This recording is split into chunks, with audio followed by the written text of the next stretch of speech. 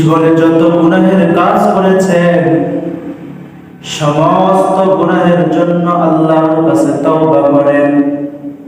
ইয়া আইয়ুহাল্লাযীনা আমানু তুবু ইলাল্লাহি তাওবাতান নাসুহা।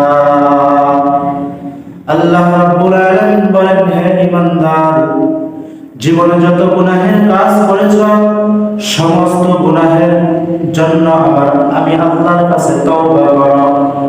একনিষ্ঠ তওবা করো, এমন তওবা করো যে তওবার মাধ্যমে আর জীবনে গুনাহের কাছে যাইবা না।